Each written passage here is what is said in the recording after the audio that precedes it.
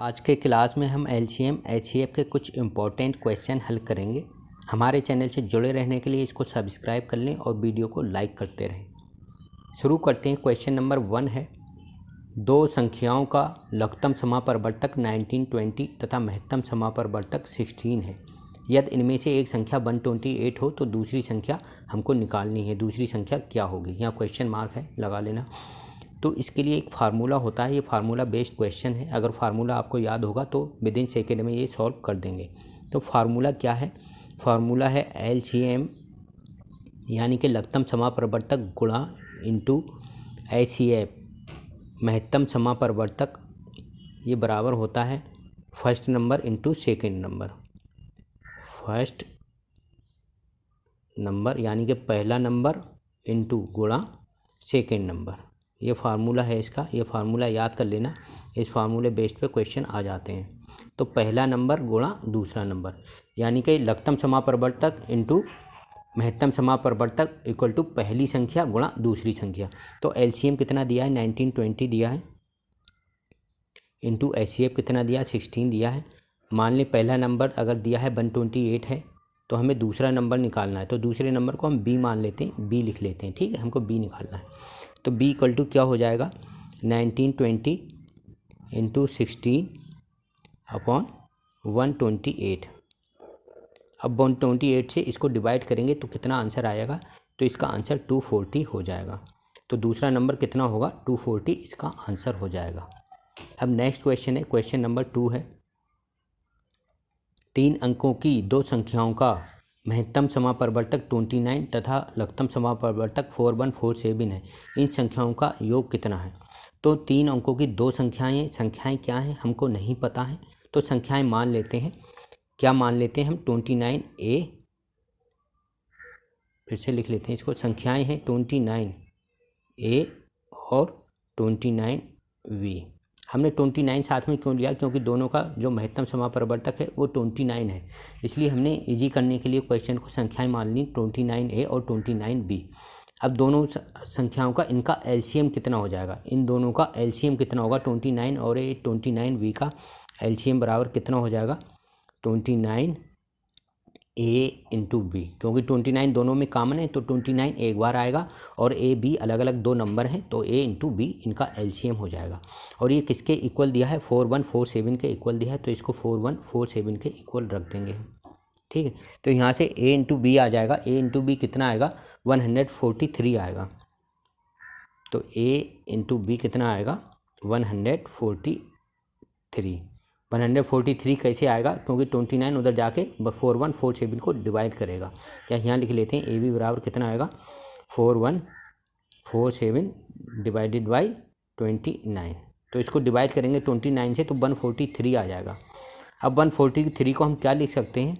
A V equal to 143 को हम लिख सकते हैं 13 इंटू 11, ठीक है। अब ये दो नंबर का प्रोडक्ट है, 13 इंटू 11 दो नंबर है, इन दोनों का प्रोडक्ट हो रहा, और इधर भी ए बी दो नंबर है, इन दोनों नंबरों का प्रोडक्ट हो रहा। तो या तो ए इक्वल टू 13 होगा, ठीक है, और बी इक्वल टू 11 होगा, या बी इक्वल टू 11 होगा, ए इक्वल टू 13 होगा। तो सिर्फ हमको दो नंबर बताने, कौन सा नंबर क्या होगा वो नहीं बताना है। तो पहला नंबर हमने क्या माना था? ए और बी हमारे यहाँ पता लग गए, ए और बी क्या है। तो पहला नंबर कितना हो जाएगा? 29A था, ठीक है। तो 29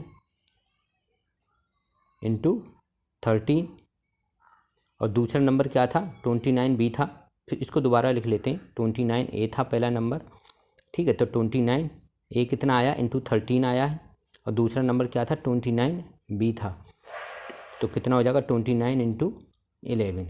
अब इनकी मल्टीप्लाई नहीं कर रहे हैं, हमको निकालना क्या है? संख्याओं का योग निकालना है। तो संख्याओं का योग कितना हो जाएगा? 29A प्लस 29B, क्योंकि दो नंबर ये हैं, 29A है और 29B है, तो 29A प्लस 29B हमको निकालना है।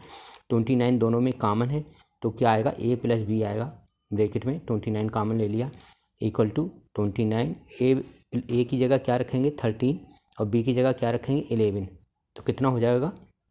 Equal to 29 into 24। 29 इंटू 24 करेंगे तो कितना आंसर आएगा? बताइए। 29 इंटू 24 जब मल्टीप्लाई करेंगे तो 696 इसका आंसर हो जाएगा। कितना हो जाएगा? 6, 9 और 6, ये इसका आंसर आ जाएगा। तो दोनों संख्याओं का योग कितना हो जाएगा? 6, 9, 6 हो जाएगा। अब नेक्स्ट क्वेश्चन है, क्वेश्चन नंबर 3 है। दो संख्याओं के महत्तम समापरिवर्तक तथा लघुत्तम समापरिवर्तक का योग 680 है तथा लघुत्तम समापरिवर्तक महत्तम समापरिवर्तक का 84 गुना है। यदि इनमें से एक संख्या 56 हो तो दूसरी संख्या हमको निकालनी है।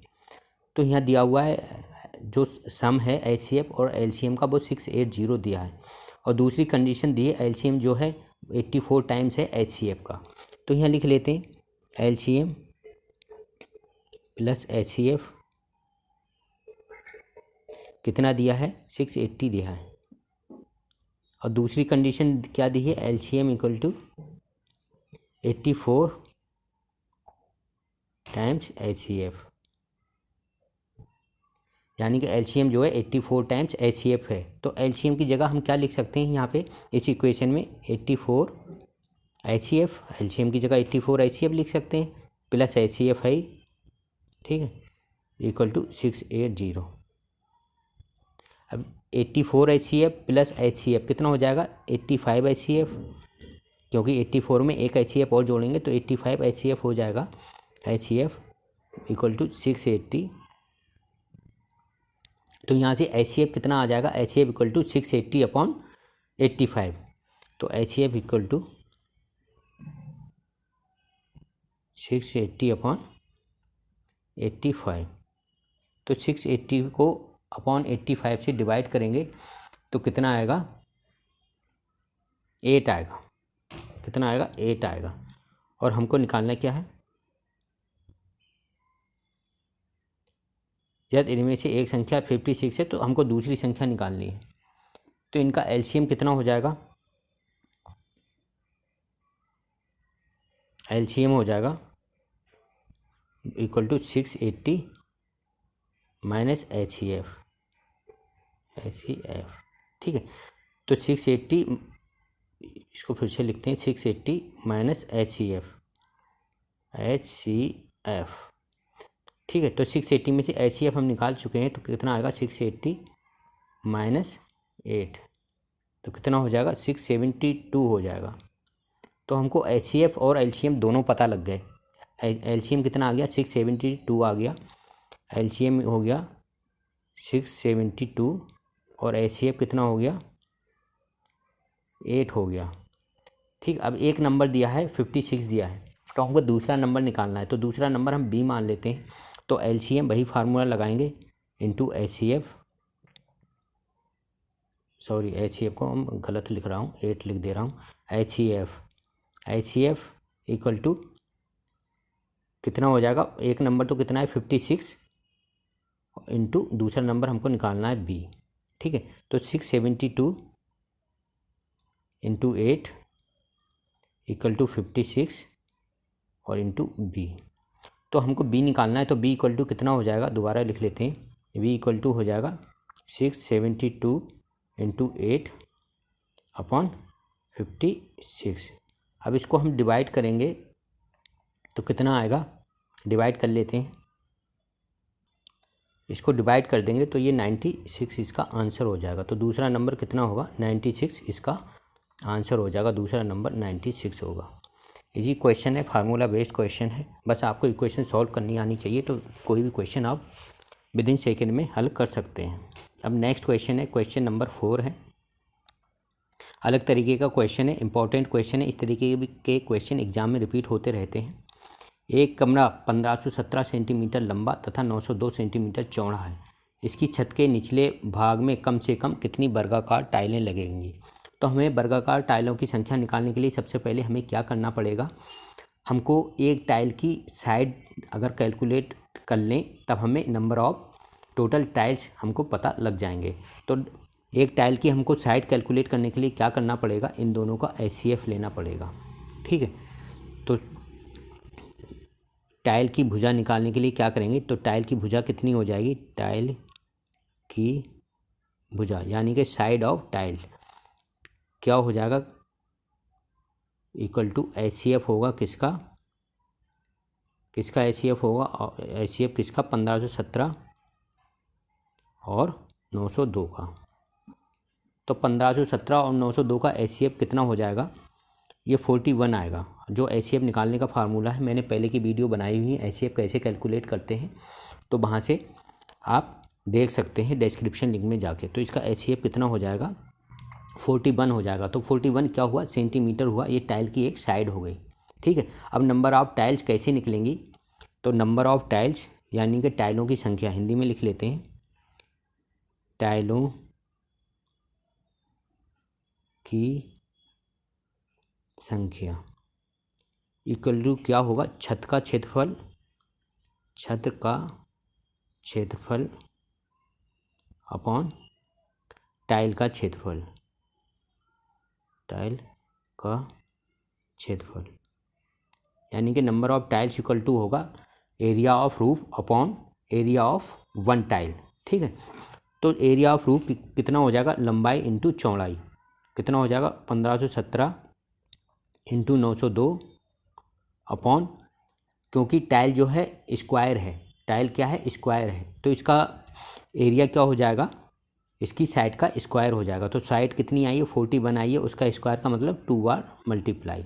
अब इसको हम सिंपल करेंगे, सिंपल करके कितना आएगा, 814 आ जाएगा। इसको हम डिवाइड करेंगे तो कितना आएगा, 814, और यही इसका आंसर हो जाएगा। तो टाइलों की संख्या कितनी होगी, 814 होगी। सिंपल क्वेश्चन है। सबसे पहले क्या करेंगे, जो कमरे की लंबाई और चौड़ाई दी है उससे हम HCF यानी कि महत्तम समापरिवर्तक निकाल लेंगे। महत्तम समापरिवर्तक जो भी होगा वो एक टाइल की भुजा हो जाएगी, एक वर्गाकार टाइल की भुजा हो जाएगी।